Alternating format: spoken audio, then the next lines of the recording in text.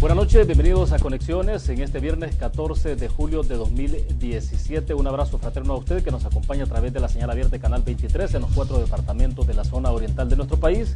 También a quienes nos sintonizan por los servicios de cable de Tigo y Claro a nivel nacional. Estamos en las plataformas digitales, en el fanpage de TVO Canal 23 de Will Salgado. También en las cuentas de Twitter. Usted nos encuentra en la transmisión en Periscope. Si desea vernos a través de su smartphone, de igual forma puede descargar la aplicación TVO Canal 23 y entonces nos puede ver en cualquier lugar en nuestro país o el mundo. Vamos a tener habilitados dos números de teléfono que estarán apareciendo en pantalla en el segundo segmento de Conexiones, 22630023, 22649179, para que participen con el comentario o la pregunta si lo desean. Vamos a tener en agenda varios temas para la reflexión. Lo estamos dedicando el día viernes para hacer un análisis de los principales hechos de la semana. Hay varios temas en agenda. Vamos a tratar de avanzar, a ver si es posible con Paolo Lurs, que está con nosotros, periodista y articulista del diario de hoy, para que nos acompañe en este análisis. Varios temas, por ejemplo, el debate que se ha abierto sobre la posibilidad de una reforma o no a la ley de extinción de dominio, planteamientos que ha hecho la embajadora norteamericana, también el fiscal general de la República. Este es un tema que está en Asamblea Legislativa, aunque todavía no se ha abordado ya en la discusión plena. Luego tenemos otros temas que tienen que ver, por ejemplo, lo que ha ocurrido en sesión plenaria el día de ayer. No logró el FMLN los votos necesarios para tener la reforma a la ley de pensiones, además de los 115 millones de dólares que iban a ser ratificados para poder utilizarlos este préstamo en la extensión, más bien en la ampliación de la carretera litoral, el sector de Comalapa hasta Zacatecoluca. Y de ahí hay otros temas también que tienen que ver con el contexto internacional de lo que está pasando en Perú con Ollanta Humala, que ha sido, en este momento está siendo procesado, está en la cárcel junto a su esposa. El Foro de Sao Paulo, que va a tener un evento que inicia mañana en Nicaragua y termina el 19 de julio, que tiene como tema central y de fondo lo que está ocurriendo en Sudamérica. Pues bien, agradecemos esta noche que está con nosotros en nuestros estudios acá en San Salvador, Paolo Lurs. Paolo, gracias, bienvenido, buenas noches. Buenas noches a todos. Perfecto, antes de iniciar, les recuerdo a ustedes nuestro patrocinador de Conexiones Almacenes Bomba, que tiene una promoción especial. Por la segunda prenda usted obtiene el 50% de descuento. Esta es una promoción que corre sábado y domingo, termina el domingo, durante todo el día estará esto, el fin de semana entonces. Bien, Pablo, para comenzar, un poco la discusión que se ha abierto sobre la posibilidad de reformar la ley de extinción de dominio. Hemos visto Twitter, algunos tweets de la embajadora norteamericana, también el fiscal general. En la Asamblea Legislativa parece, bueno, el tema no está en discusión todavía de manera abierta oficialmente, pero bueno, ya hay diputados que han expresado opinión. Parecía que de repente podía haber un poco de unanimidad en términos de decir, bueno, la ley de extinción de dominio tiene un apartado en especial que también violenta en términos constitucionales, porque bueno, ¿en qué momento es que se le puede evitar que una persona se le extinga el dominio de su propiedad, digamos? Pero bueno, tu opinión. Mira, primero hay que acordarse que esa ley era parte del paquete que el gobierno de Estados Unidos, el anterior, Obama, puso como condición para el FOMILENIO 2. Eran varias condiciones, varias leyes que exigieron que se aprobaran. Y como pasa cuando una ley viene de afuera y con presión de afuera, no hubo una discusión realmente de fondo en la Asamblea. Y pasó por unanimidad. Pasó por unanimidad, yo creo que 82 votos, y no hubo un análisis realmente de lo que significa. Vaya. Una vez que empezaron a aplicarlo,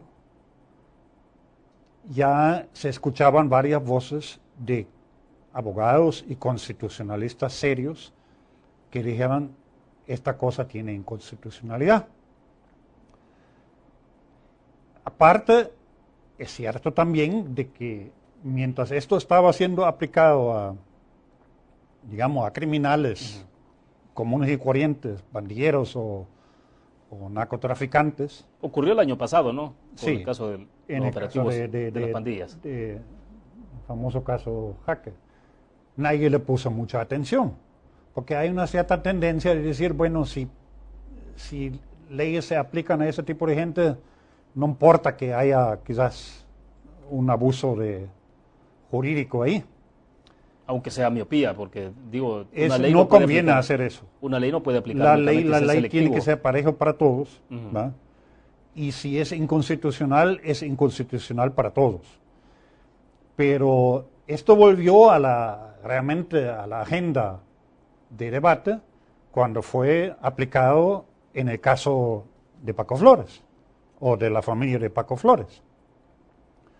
Y como ahí era la muestra realmente de lo absurdo que es esa ley, porque resulta que con esta ley de extinción de dominio, le quitan a la familia del expresidente una finca que viene de los abuelos. Sí, una propiedad que tiene más de 100 años, debo entender, 130 años más o menos. Cuando la ley está hecha para propiedades cuando son adquiridos con ilícitos. Alguien se roba un pisto o lava pisto o por corrupción se hace de un fondo, lo invierte en algo, el Estado se lo quita. Ese es el sentido de eso. Sí. Entonces ahí ya todo el mundo se da cuenta que algo va mal. Y ya analizándolo bien, hay un problema realmente constitucional, hay varios, pero el problema principal es que esto se puede, así como está diseñado, se puede aplicar sin que haya una condena. O sea, antes de la condena. O sea, antes o sin condena. Pero entonces esto vulnera la presunción de inocencia. Bueno, o sea, se le está condenando a la persona. Esta es una ley que está construido donde la cosa es al revés. No opera la asunción de inocencia, sino de culpabilidad. Si a vos en una cosa penal te acusan de algo, la fiscalía tiene que comprobar que lo he hecho. No tenés que comprobar vos que sos inocente. Pero ahí es al revés. Ahí el acusado al que le quieren quitar la propiedad tiene que comprobar de qué manera es lícito esa propiedad. Tomate el caso de Cardosa, el diputado Cardosa. Fue absuelto en la corte. Correcto. ¿Va? Y después viene el fiscal y dice, bueno, aunque esté absuelto, yo le voy a embargar las propiedades. Entonces ya todo el mundo se da cuenta que hay algo raro ahí y que esto abre la puerta a cualquier tipo de abuso. Porque esto lo pueden aplicar, quizás Cardosa sea culpable, yo no lo sé. Vaya, pero igual puedo pensar ocurre un caso, porque ocurren pues casos donde la fiscalía no tiene suficiente investigación o robustez de la prueba y el caso se les cae y la persona no es condenada, más allá de que sea cierto o no lo que hizo. Ese es el problema principal. Y si le confiscan una propiedad, por ejemplo, y se comprueba de que no es culpable, entonces, o una empresa... Entonces la tienen que devolver. La tienen que devolver. Pero si pierde este juicio a largo plazo de extinción de dominio, si pierde el Estado este juicio, lo tiene que devolver. El problema es que las propiedades pasan a la administración de una entidad estatal que han creado para eso, que no tiene capacidad de administrar empresas. Sí, porque después de 5 años que haces con una propiedad, no tiene. Si no se le da suficiente mantenimiento y todo lo demás, o sea, o más una empresa todavía. Entonces, esto está ya sobre la mesa de la Sala Constitucional. Lo más prudente es esperar que la Sala decida y no hacer ahorita a la carrera una enmienda, una reforma que posiblemente después de la sentencia de la Sala hay que volver a reformarlo. Sí. Ahora, porque declaraciones de las que un poco mencionábamos al principio, la embajadora norteamericana dice, ¿cuál es la prisa? La extinción de dominio es importante en la lucha contra la corrupción. Cualquier reforma requiere análisis profundo. Después, hay declaraciones, por ejemplo, que cita la prensa gráfica, dice el fiscal general. ¿Cómo vamos a ir donde unos sospechosos de narcotráfico o cabecilla de una pandilla y decirles que les vamos a incautar el bien como medida cautelar, pero que va a quedar en su poder? No puede ser, dice él. Entonces, pero aquí el tema es... es que hay una norma... ¿Se vulneran varios principios en esto, Paolo? Es que hay una norma jurídica y yo diría hasta ética principal. A nadie se le puede castigar mientras no está vencido en juicio. Entonces, si la Fiscalía está tan convencido que los que ellos acusan de haber invertido fondos ilícitos, por corrupción, por lavado, por robo, lo que sea, entonces que lo pruebe en corte y después se le quita las propiedades. Ahora, alguien decía la vez pasada, bueno, pero aquí puede ocurrir que mientras está el proceso y si no hay una garantía de que esas propiedades o ponerles un seguro para evitar que se vendan o que se Pero eso existe, William. Ajá, a ese es el punto, a eso quería llegar, porque entonces sí puede ocurrir que esta persona venda las propiedades, se deshace. Pero eso existe, eso existe. Vaya, pero, en el famoso caso Celinel, ¿va? Anotación preventiva, ya era una figura entonces que decía, le hicieron, no lo embargaron, no lo confiscaron, lo inmovilizaron. Entonces los acusados en este caso, mientras duraba el proceso, no podían venderlo, claro, y incluso no podían disponer libremente de las cuentas, pero quedó en su propiedad. Y seguían administrando. Seguían administrando, claro. Claro. Esto es el instrumento normal que se tiene. Sí, porque es lo que le da garantía al Estado, a la Fiscalía, de que si esa persona resulta culpable, puede recuperar entonces alguna parte del dinero a través de los bienes, las propiedades, ¿no? Entonces, yo creo que hay un problema, yo veo un problema también en la actitud tan beligerante del fiscal general en este caso. ¿En qué término? Porque básicamente dijo que si yo no tengo ese instrumento, no puedo hacer mi trabajo. Eso no es cierto. Existe la vía civil, existe la vía penal, y si él no tiene la capacidad, él o la fiscalía que dirige, de llevar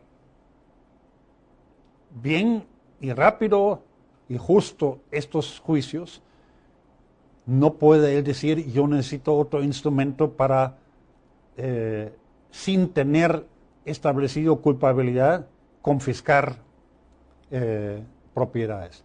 Acordate que hay la confiscación está prohibida en la claro, ¿no? El Estado puede hacer embargos.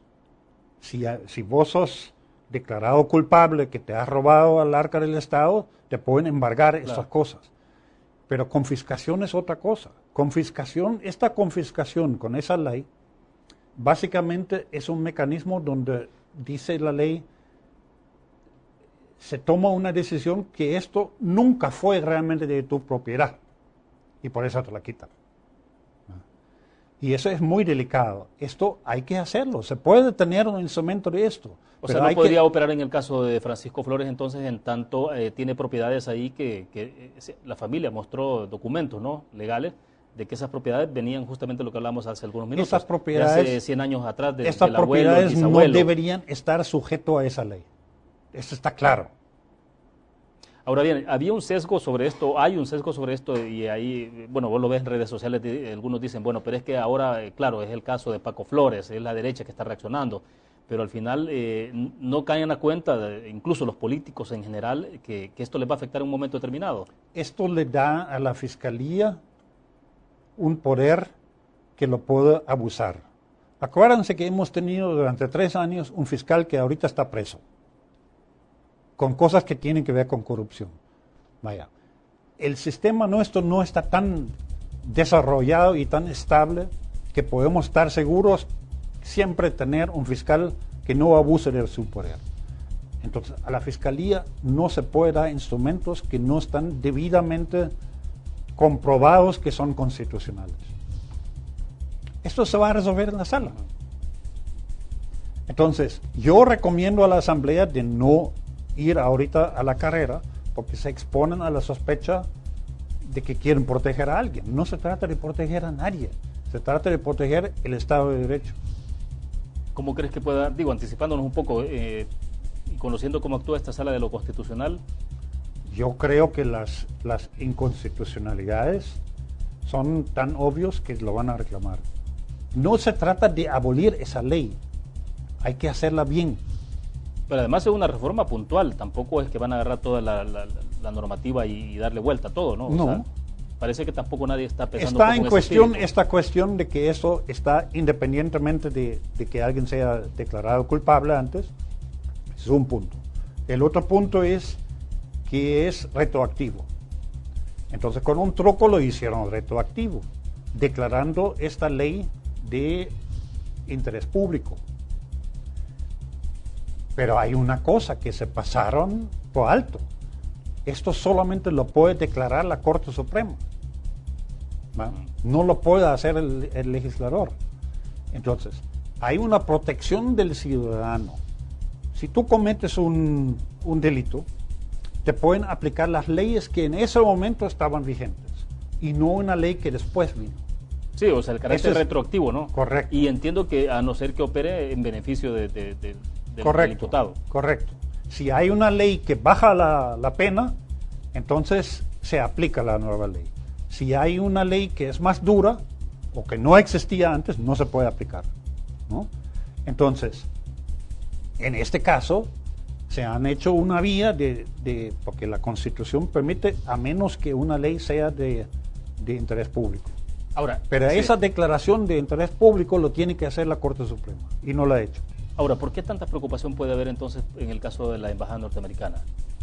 Digo, porque cuando uno lee las declaraciones de la embajadora, las escucha, denota una preocupación fuerte, ¿no? Mira, como casi entendiéndose de que si hay una reforma prácticamente la ley queda sin dientes o no tendría sentido. No, ella ya ha suavizado su posición. ¿Tú crees? Sí, al principio dio una declaración que todo el mundo le entendió, no tocan esa ley, no tocan una reforma de esto. Pero ahorita las últimas declaraciones que ha dado ayer es que dijo analicen bien. Entonces está bien. El problema es que si uno viene con mentalidad de Estados Unidos o europea, donde hay un sistema de justicia establecido, controlado, con contrapesos, ¿no? Ese tipo de leyes pueden funcionar. Pero aquí no. Aquí hay que tener mucho cuidado de no dar a nadie un instrumento que pueda abusar. Perfecto, nos quedamos en el punto. Porque lo puede abusar mañana contra otros y por razones políticas. Perfecto. Vamos a hacer en este momento la primera pausa comercial. Recuerdo a ustedes, tenemos habilitados 2 números de teléfono, están apareciendo en pantalla para que tomen nota si desean participar en el próximo segmento. Les recuerdo, nuestro patrocinador de conexiones, Almacenes Bomba, la explosión de precios bajos con una promoción del descuento por la segunda prenda. Esto está corriendo el día de mañana y también el domingo. Vamos a la pausa, regresamos.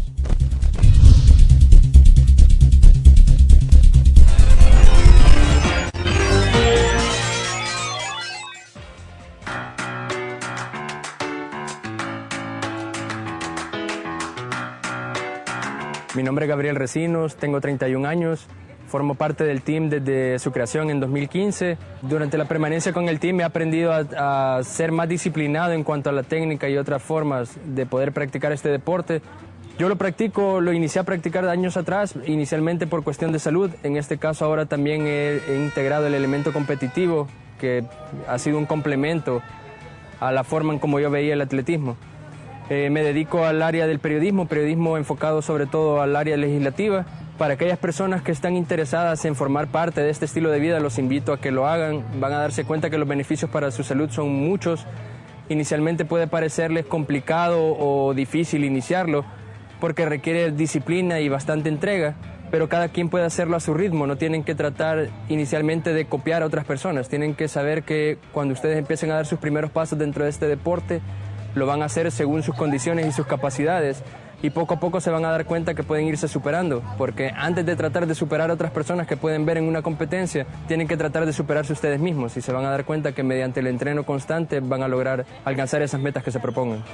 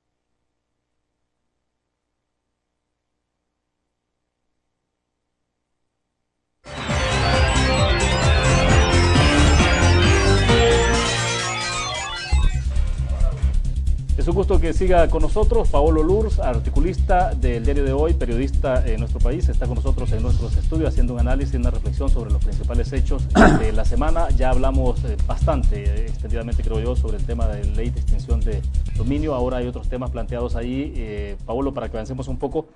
Bueno, Asamblea Legislativa se reunió el día miércoles, dejaron abierta la sesión plenaria para el día jueves, el día de ayer, porque habían dos temas medulares, uno más que otro, creo, el que tiene que ver con la posibilidad de una reforma a la ley de pensiones y para que el Estado, entonces, el gobierno tuviera acceso a fondos de las pensiones, que era lo medular, ¿no? Y la otra que tenía que ver con la posible ratificación del préstamo internacional de más o menos 115 millones de dólares para ampliación de la autopista Comalapa-Zacatecoluca. Al final, ninguna de las dos cosas pasó. Pero en el tema de pensiones, que es lo neurálgico también, un poco cuál es tu opinión. ¿Qué crees que está pasando en este momento? ¿Por qué se le ha dificultado al partido del FMLN poder tener los 43 votos, la mayoría simple? Mira, esto hay que ponerlo en el contexto completo. Todo el mundo sabe, hasta los políticos, que toda esa cosa fiscal financiera de las finanzas públicas, incluyendo pensiones, necesita urgentemente una solución integral, completa, un paquete, donde va reforma de pensiones, una reforma de pensiones que tiene que aliviar la carga fiscal al gobierno, donde va una reforma de los gastos y donde va una reforma de ingresos, que implica impuestos. Nadie quiere hablar de esto en público, pero eso está sobre la mesa. En las reuniones privadas con Banco Mundial y demás, ¿sí crees que se esté abordando? Claro, y donde va como cuarto, cuando todo eso está, un paquete de financiamiento para financiar, mientras se baja el déficit, en 3 años, financiar con créditos este déficit. Entonces, esta cosa solamente funciona como conjunto.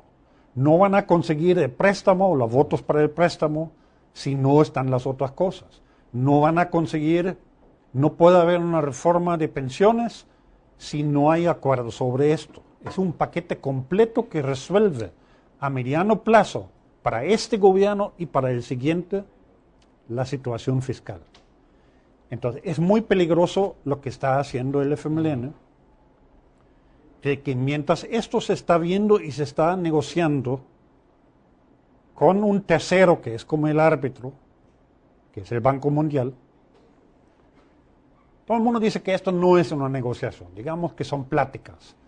Y son pláticas de expertos, donde no solamente hablan los políticos, sino en primer plano están los expertos. Sí. De los dos lados y del Banco Mundial.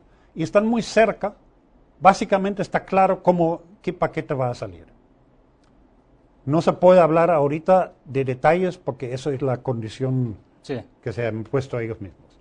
Es muy peligroso lo que está haciendo el frente de repente, mientras esto no está amarrado y aprobado, venir a la Asamblea y presionar por una urgencia que los tiene desesperados de flujo de caja, tocar el problema de pensiones. Arena tiene toda la razón, y el PCN y también el PDC, de no aceptar esto. Esto tiene que resolverse dentro del paquete. Si ese paquete se abre y con votos, arrascando 2 o 3 votos más, pagando a algún diputado para que haya 43 votos, se resuelve un problema para los próximos 2 meses, pero el paquete general se le va a caer. De acuerdo. Ese es el peligro. Bien, tenemos una llamada, pero me interesa que reflexionemos un poco y que nos hagas el análisis sobre todo lo que tiene que ver con la especulación que había esta semana de la posibilidad de que se estuviera amarrando esa discusión con el tema de elección de magistrados de Corte de Cuentas de la República. Incluso había otra normativa de la que se hablaba de que podía estar bajo la mesa. Pero bueno, vamos al teléfono. Tenemos un televidente con nosotros en la línea. Nos dice de dónde nos llama. Buenas noches. Buenas noches.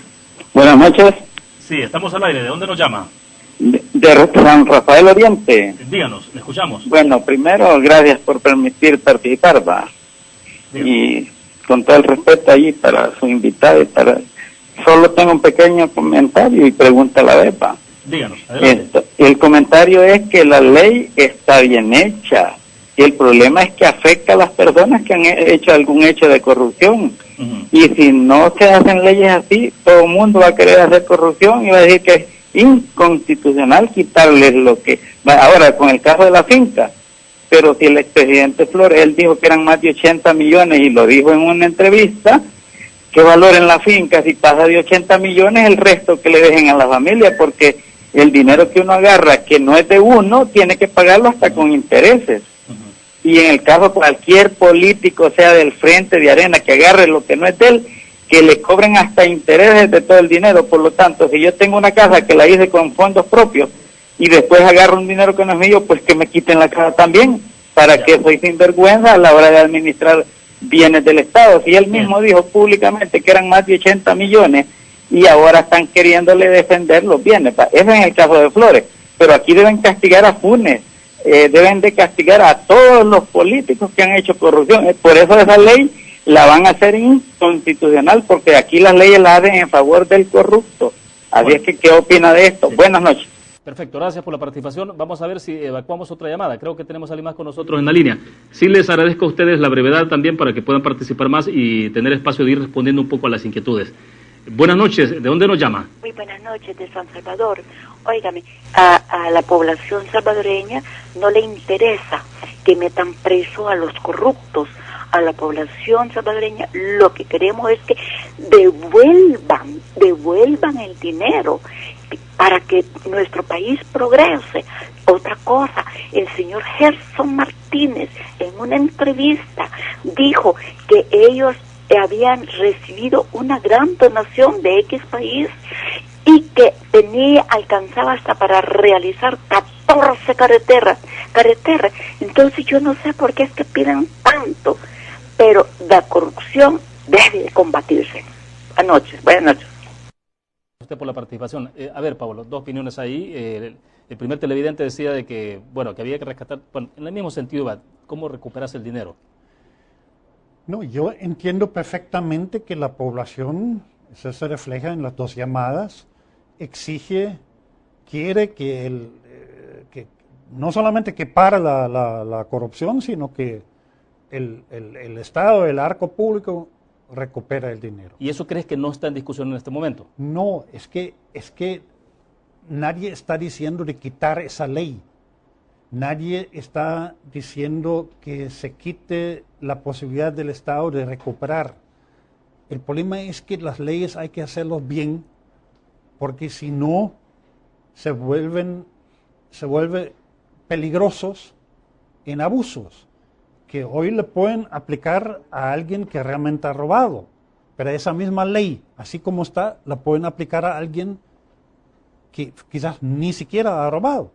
Entonces, yo entiendo la indignación de la gente, claro. Pero la gente tiene que, entre todos tenemos que exigir leyes bien hechas. Y de eso se trata. No se trata de abolir esa ley.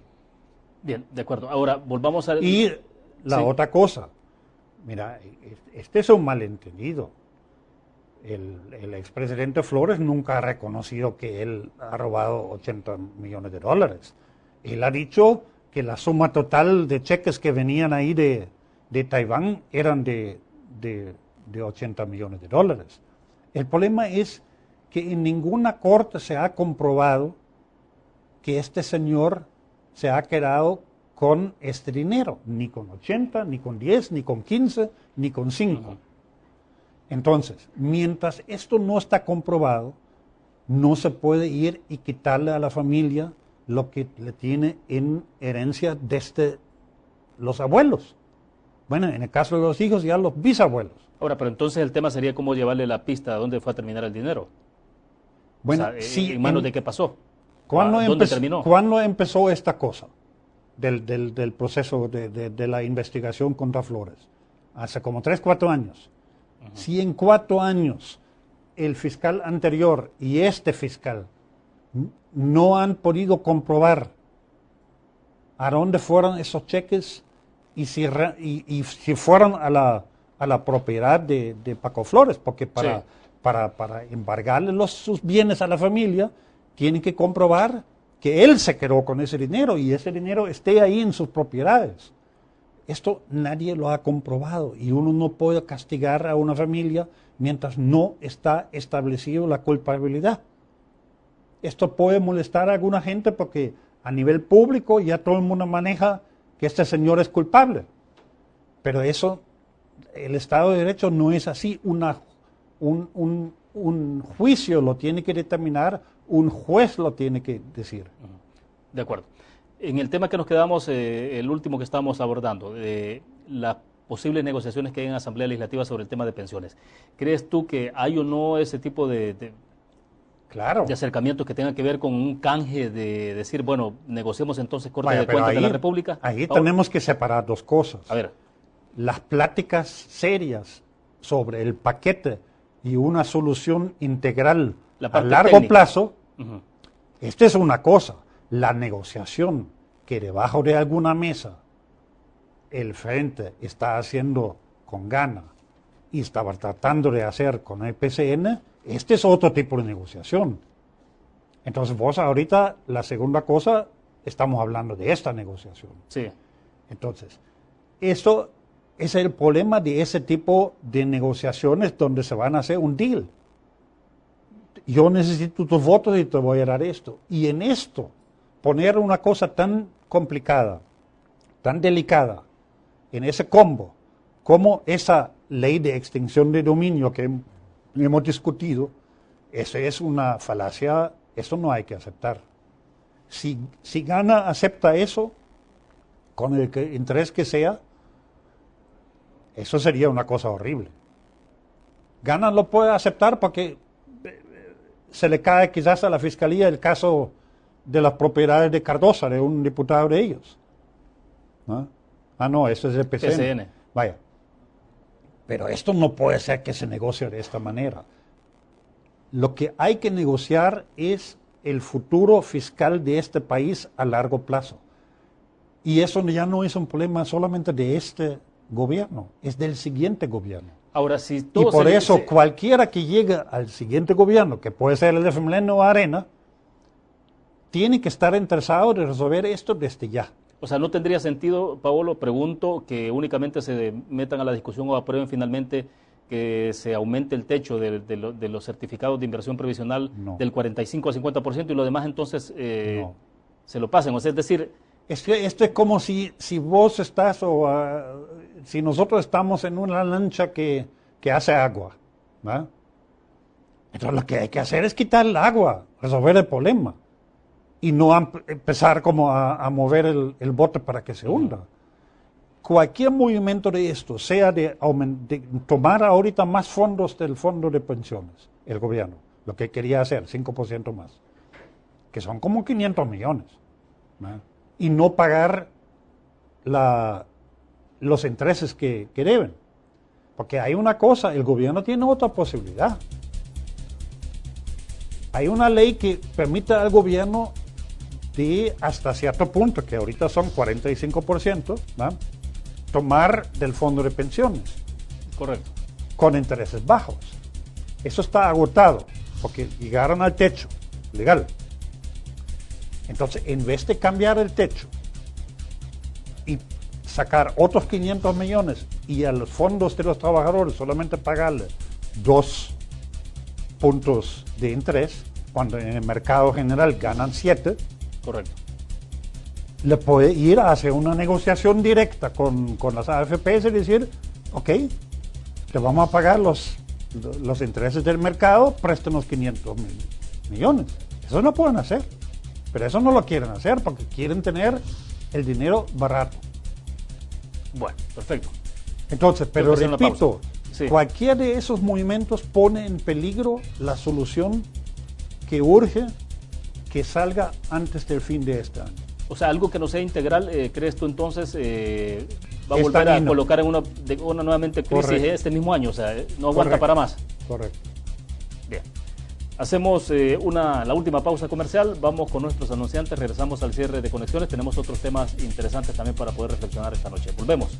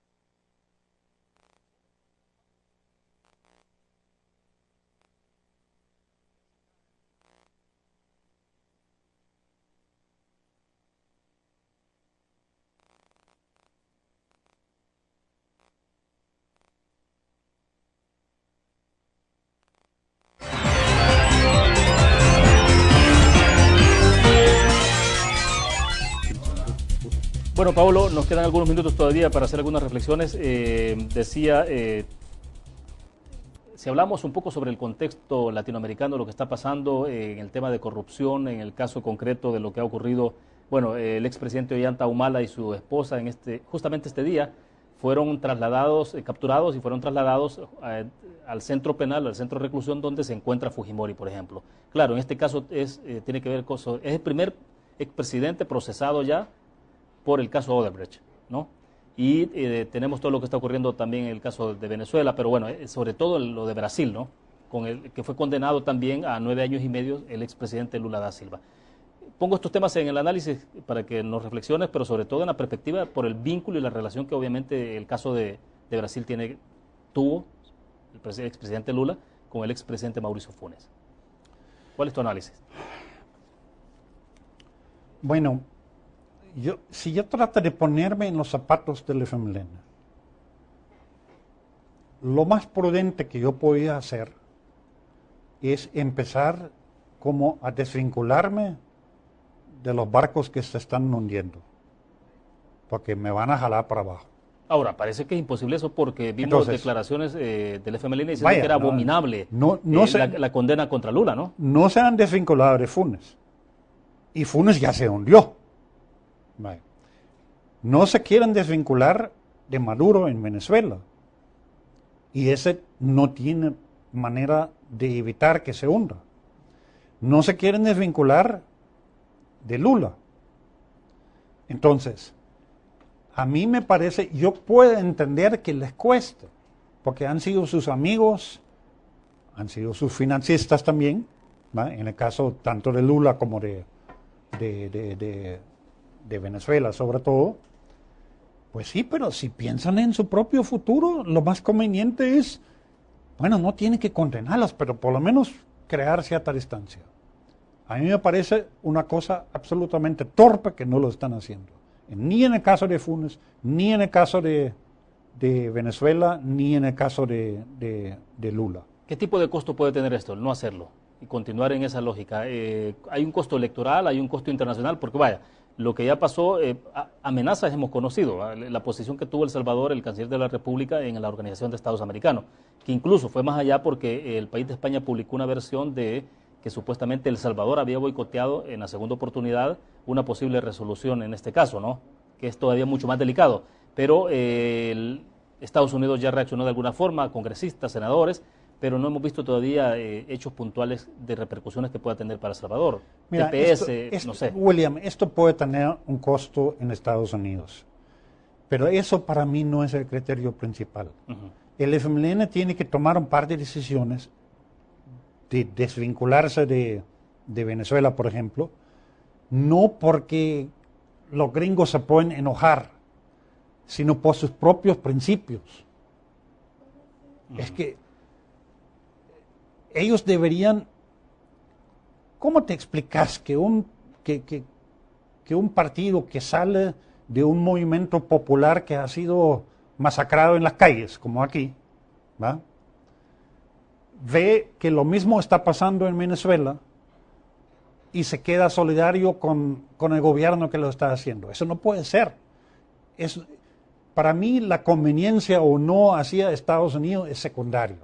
Ya. ¿Va?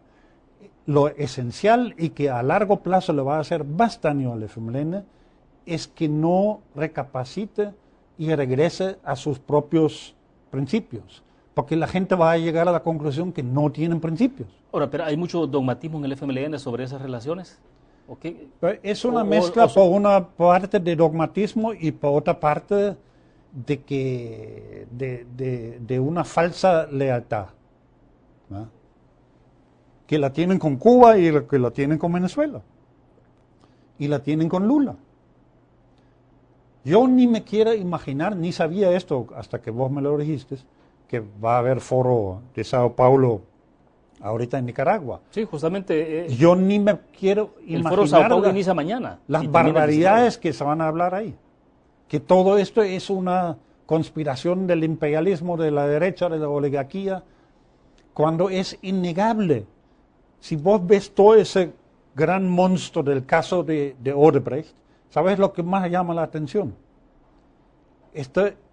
Porque esta es una empresa tan grande que hace contratos grandes, multimillonarios con todos los gobiernos de América Latina. Y lo hace con gente de derecha como de izquierda. No hay ninguna diferencia. ¿Cómo le puede convenir al frente que esto sea la conclusión que la gente tenga?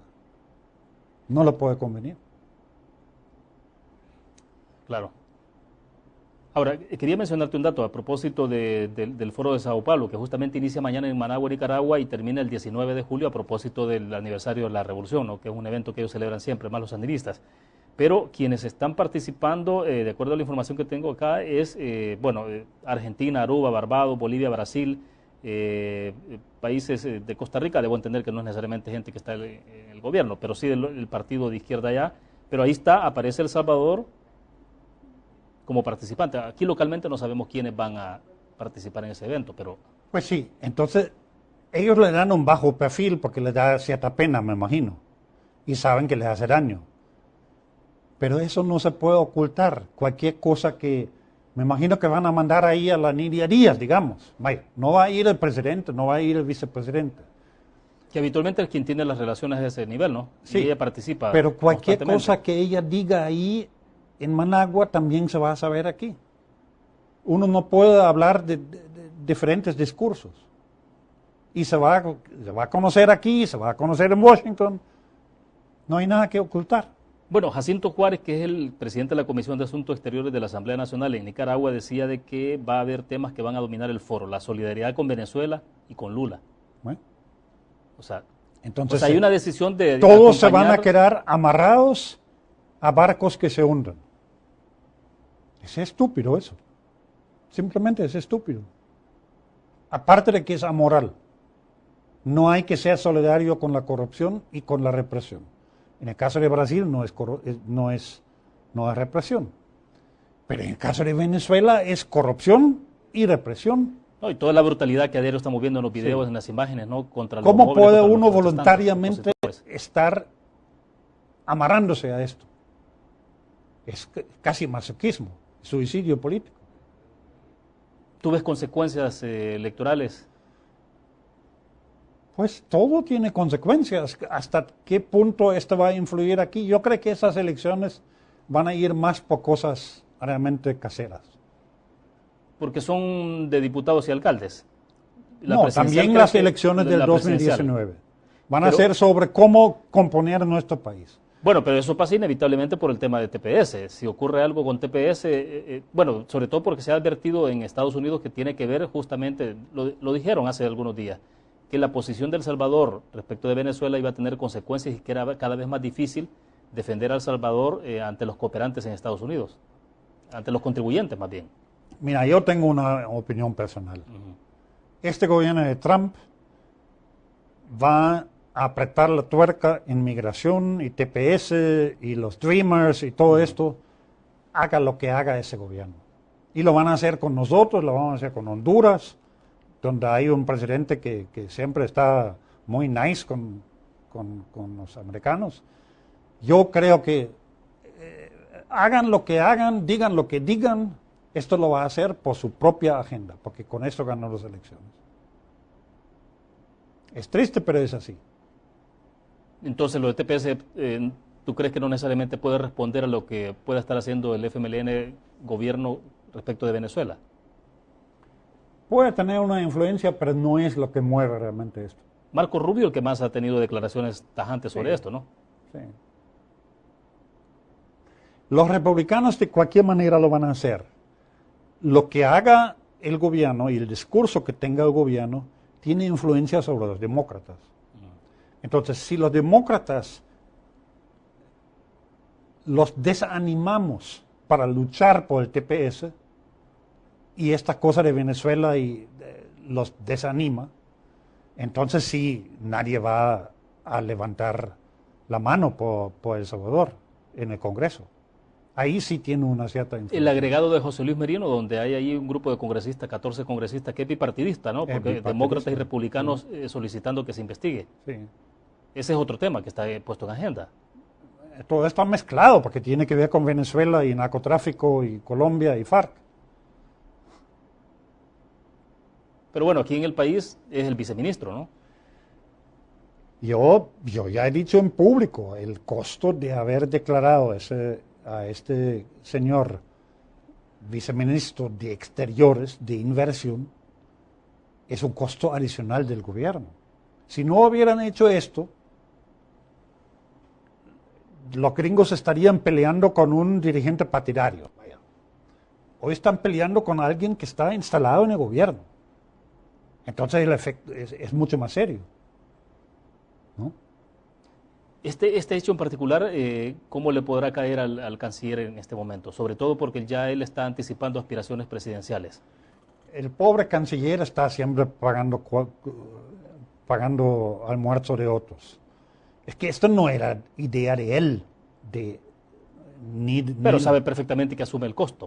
O sea, el problema es que no sé si bueno, no va a haber tiempo, pero el problema es que el hombre no tiene el carácter para decir al partido, yo no acepto esto. Eso es incompatible con los intereses nacionales y con los intereses de la diplomacia salvadoreña. Si tuviera ese carácter, quizás lo hubieran echado, pero quizás tuviera madera de presidente. El problema es que si él se deja meter cualquier gol del partido, aunque sabe perfectamente que es dañino para el país, ¿qué madera de presidente va a tener? Ya. Paolo, bueno, nos quedan 4 minutos, pero entonces una pregunta, quizás hubiéramos dedicado más tiempo, pero nos ha avanzado, ya no tenemos más espacio. En términos de candidaturas presidenciales, por el lado del Partido Arena parece que está más definido ya la posibilidad, bueno, el caso de Calleja, que lo hizo público, ¿no? Carlos Calleja, Javier Simán, sí, no, pero está haciendo trabajo territorial, eso bueno, es obvio. Pero ya son más. Y en el caso del FMLN... Ya ha levantado la mano Potillo Cuadra, ya ha dicho otra vez Norman que lo está pensando. Después de la encuesta, el resultado de la encuesta quizás. Toda esa cosa se va a poner más emocionante todavía. En el caso de Arena, ¿y en el caso del FMLN? Igual. Claro, el FMLN lo maneja de otra manera. Lo discuten internamente y no lo dejan salir, ¿va? Pero ya va brotando, ¿no? Nayib está hablando, Gerson ya habló, Hugo Martínez ayer dijo algo, yo no lo escuché. Sí. Esas son cosas que no se puede tapar. De cualquier manera, el hecho que Gerson Martínez está procurando de inaugurar por lo menos una calle, un pedazo de calle, un pedazo de puente todos los días y estar en televisión, ya es campaña. Es otro tipo de pre-campaña, ¿no? El hecho que Nayib se ha hecho esta locura de una obra por día, él empezó la campaña, la pre-campaña electoral el día que asumió la alcaldía. cada uno de su manera, ¿no? Y esto ya no se puede parar. Va a ser emocionante. ¿Quién tiene más capacidad de gerenciar toda esta crisis que se puede generar o no alrededor de las candidaturas presidenciales? Arena, FMLN, ¿cuáles son los matices o las diferencias de cómo se puede gerenciar esa crisis? Mira, la cosa de manejarlo más o menos al descubierto, como le hace Arena, tiene un costo a corto plazo. Claro. Pero, como hace el frente de hacerlo todo conspirativo, a corto plazo no tiene costo porque la gente no se da cuenta. Pero a largo plazo tiene más costo. Yo estoy convencido de eso. En el caso del FMLN, ¿sigue viendo a Nayib como el que puede tener más fortaleza? Digo, si uno ve las encuestas es el que parece como principal, ¿no? Sí, parece que se ofrece, pero ahí va a depender del cálculo realmente estratégico e ideológico que haga el frente. Los distanciamientos que en algún momento determinado se observan en declaraciones y todo esto es una cuestión de forma. Hay quienes dicen que es como un teatro. Yo creo que tiene un poquito de eso. Porque siempre es como un enfrentamiento, pero no para romper. O sea, no es tan de fondo, un poco más de forma. Un poco más de forma y obviamente a la imagen que está tratando de construir Bukele le conviene, tiene que hacer esto. Y por el distanciamiento del FMLN, un poco de independencia. Claro, él sabe que hay un gobierno que va mal. A Mauricio le funcionó bastante en ese sentido, de alguna manera. ¿Ah? A Mauricio Funes le funcionó de alguna manera cuando es la candidatura, ¿no? Correcto. Pero ahorita es más agudo. Sí. Entonces él sabe que el frente está mal, el gobierno está mal, y no se va a levantar de este mal de aquí a las elecciones del 19. Entonces, ¿para qué va a asumir todos los costos? Entonces, mejor me pongo al margen lo más que puedo, sin salir, ¿va? Y me ofrezco como el independiente que va a arreglar la cosa. Eso tiene rédito, claro. Además, me imagino que estarán pensando un poco sobre el resultado 2018, porque finalmente de eso va a depender un poco cómo se configura 2019. Todo el mundo va a esperar, nadie va a tomar decisiones ahorita, antes de conocer el resultado del 18. Entonces, claro, lo que Nayib está haciendo, de alguna manera, Carlos Callejas está haciendo lo mismo. Y de alguna manera, Javier Simán también. Ponerse fuera del partido, ¿no? Criticó al partido y para no asumir todo el gasto, el costo del desgaste de Arena, ¿no? Es casi, ya casi es muy difícil imaginar que una candidatura meramente partidaria de un cuadrazo del partido pueda seguir funcionando. Yo creo que lo de Norman y Sánchez Serén eran las últimas de esa etapa. Creo. Bueno, vamos a ver. Vamos a seguir hablando más adelante, Paulo. Se nos agotó el tiempo. Gracias por haber estado con nosotros. Muy gentil. Un gusto. Bueno, perfecto. Gracias nuevamente. Terminamos de esta forma Conexiones. Gracias a ustedes que nos acompañaron. Que descansen el fin de semana. Nos vemos el próximo miércoles. Buenas noches.